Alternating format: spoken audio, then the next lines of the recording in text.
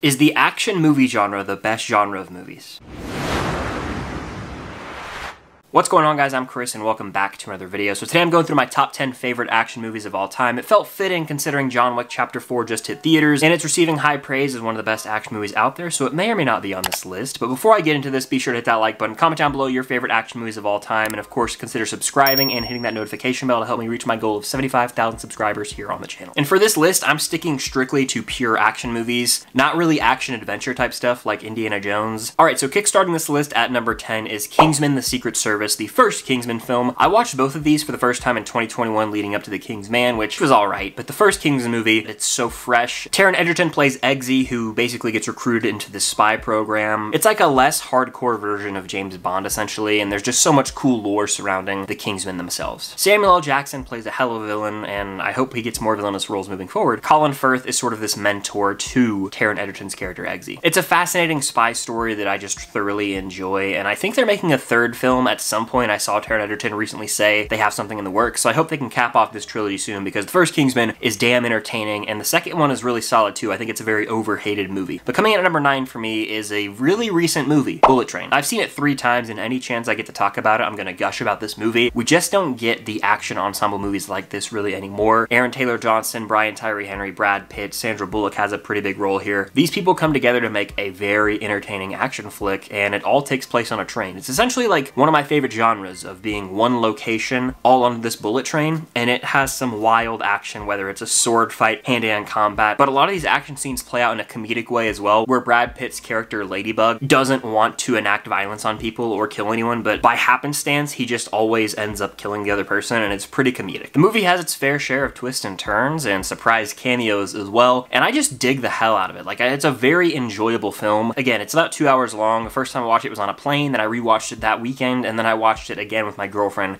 Seen it 3 times, it flies by each time, and it's just something about Brad Pitt's charisma mixed with the duo of Lemon and Tangerine that just rules. Like, this movie truly kicks ass. If you guys haven't given it a chance, you gotta watch Bullet Train. It's one of the better modern action films I've seen. Number 8 on my list is gonna be Mission Impossible: Ghost Protocol. I just remember being blown away seeing this movie in theaters. The whole Burj Khalifa scene where Tom Cruise is just scaling the outside of this building, truly breathtaking stuff, and I just felt my palms starting to sweat and just nervous. Like I was on the edge of my seat during most of this movie. But this is when the Mission Impossible franchise upped the ante. Like, the first 3, solid. 2, definitely the weak link, but 4 takes it to the next level with Brad Bird's direction here. Jeremy Renner's character is introduced, and it just becomes more high stakes, in my opinion. The action, the stunts, everything is taken to the next level in this film, and we'll talk about Mission Impossible later on, trust me. Number 7 on my list is Casino Royale, the first Daniel Craig James Bond movie. I rewatched this leading up to No Time to Die, and I forgot how great this movie was. There's major action sequences across the board. Like, the opening parkour scene is wild stuff. There's some great action near the end of the movie, but also it balances out plot with action. Like, the whole middle act of this movie where they're playing this poker game and Jeffrey Wright's character is introduced, like, there's so many little intricacies to the film that I just dig. Of course, we get Bond being suave and kicking ass in really cool ways throughout the movie, but there's a nice little love story here, a great villain played by Mads Mikkelsen, some brutal moments, especially the torture scene. I wince every time I watch it, and this might not be the last time we talk about Daniel Craig's Bond on this list, so stay tuned. Number 6 on my list goes to Edgar Wright's Baby Driver, which is an action-packed movie. I know that it's comedic and it's got drama at times, but at the end of the day, there's so much action in this movie. The way this film is edited to where, like, every little movement matches up with the soundtrack is just incredible. I don't even know how that was pulled off. Just the attention to detail that went into that. Created for a very aesthetically pleasing movie. Like, every little edit, every cut matched with the soundtrack, and it just made it so pleasing to watch. This has some of the best car chases I've seen in film. In fact, I actually am from Georgia, and a lot of this movie was shot in and around Atlanta, so I'm familiar with a lot of these roads that Baby is racing through, especially in the opening heist scene. Really enhanced the movie even more so for me. Not only do we get great car chases, but the character Baby is so damn compelling, and we get a very sweet and heartfelt romantic relationship at the core of the film. John Hamm plays an absolute menace in this movie, along with Jamie Foxx, and it doesn't stray away from violence. There's one moment in particular where in the theater I was like, oh my god, that was violent as hell. I'm surprised they went for it. The chase scenes in this movie, whether that be someone running from another person on foot or the car chases,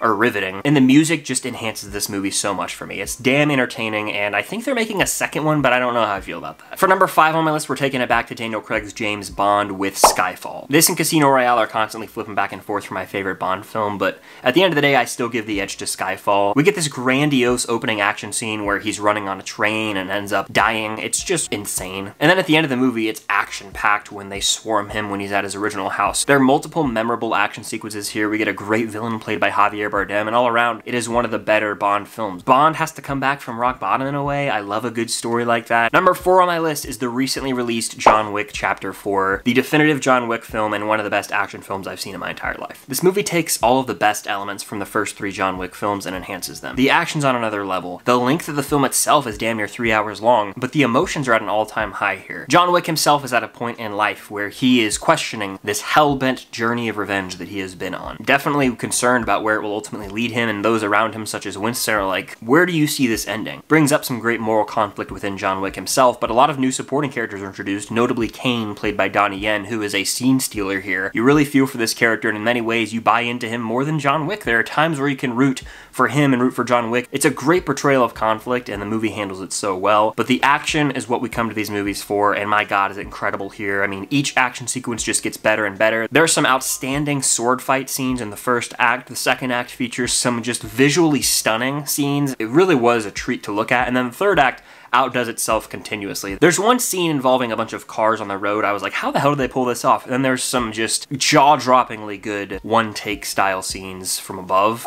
Incredible stuff. But the action just keeps getting better, and I won't say too much here, but the third act of this movie is just non-stop, and it culminates in a perfect way. John Wick Chapter 4 is truly an achievement, and I just was blown away by this movie from start to finish. I adore it. It definitely deserves all the hype that it's getting, and it will go down as one of the best action films of the decade for sure, possibly of all time. Coming in at number 3 on my list is Mission Impossible Fallout. This is the premier Mission Impossible film in my eyes. 4 was better than 3, 5 was better than 4, 6 was better than 5. I'm curious to see if Dead Reckoning Part 1 can top Fallout. Tom Cruise's commitment to making these movies as realistic as possible never fails to blow my mind. I mean, this man puts his life on the line. There's one scene in this film where he jumps out of a plane from super high up, and it just looks visually stunning. It's just so immersive knowing that Tom Cruise actually did all the stunt work. And then in the third act, when he's like scaling the helicopter, that was wild. Henry Cavill's in this movie, and we get some badass hand-to-hand combat scenes here. And all around, Fallout is just action-packed, but what really hits about this movie is how great this story itself is. Mission Impossible is the one action franchise in my mind that always balances the enthralling action scenes with a really compelling story, and that's why Mission Impossible is still successful to this day. Fallout is the best of the best in terms of this franchise, but I really think it's going to outdo itself with Dead Reckoning. I just have a gut feeling. My runner-up is Top Gun Maverick, one of the best sequels out there, and of course my favorite movie of 2022. Tom Cruise got this movie right, as all of the casts learned how to fly these jets, adding to the realism of the film and fully immersing me. I mean, I remember watching this for the first time in IMAX and feeling like I was in the cockpit flying around, holding my breath in certain moments and just feeling like a part of the crew. We've never seen better aerial action in a film in terms of like dogfighting. From a technical perspective, this movie is an achievement in cinema. From an actual storytelling standpoint, it does a great job of creating a new story with Rooster and the younger crew like Hangman, but also paying homage and respect to the original film, notably a scene with Iceman that just brings tears to my eyes every time. Tom Cruise gives one of his better performances in a long time in this movie, like Oscar worthy in my opinion in terms of a nomination, and I really just adore everything about this. The final 30 or so minutes is probably the most tense I've ever been in a movie theater watching something go down. This movie rules, and I could watch it pretty much any time of day. Summer's right around the corner, and it's just the ultimate summer movie to me. I can't wait to rewatch this soon. But coming in at number 1 for me is also one of my favorite Christmas movies, and that is Die Hard. This is one of my all-time favorite movies. And yes, it's a Christmas movie. Can we just put that debate to rest? But putting that aside, this movie created its own genre of action movies that we've tried to see ripped off multiple times, notably in White House Down and Olympus Has Fallen, but a lot of other movies have taken inspiration from it as well. But John McClane is just this New York City cop who ends up in LA for his wife Holly's Christmas party at Nakatomi Plaza. He's there while this group of terrorists come and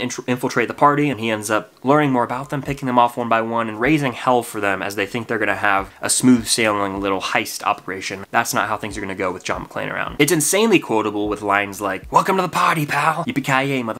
and more. I mean, I could quote this movie for days. Hans Gruber is an elite action villain. Rest in peace, Alan Rickman, who just plays him so well. Shoot the glass. He's a menace, and we just don't really get action movie villains like that anymore in a non-franchise setting. It came out in 1988, and it's still iconic to this day. It's one of those one-location type movies, but it's got awesome supporting characters. It's really quotable, highly memorable action scenes, and all around is a blast. This is like the go-to action movie in my opinion. If you want to like introduce somebody to the genre, I think this is perfect. It's also a movie that I could watch any time of year. Yes, I tend to watch it in December around Christmas, but the first time I watched this movie was also in July. You could watch it any time of year. But those are just my top 10 favorite action movies. Again, there's a lot of action movies out there that are in franchises like Indiana Jones, the MCU, that I didn't really count just because they're more so superhero movies or adventure films. This was more strictly action. Let me know your favorite action movies in the comments down below. Hit that like button, subscribe, and hit that notification bell as I am trying to hit my goal of 75,000 subscribers here on the channel. Thank you guys so much for watching, and until next time, I'll see you guys later.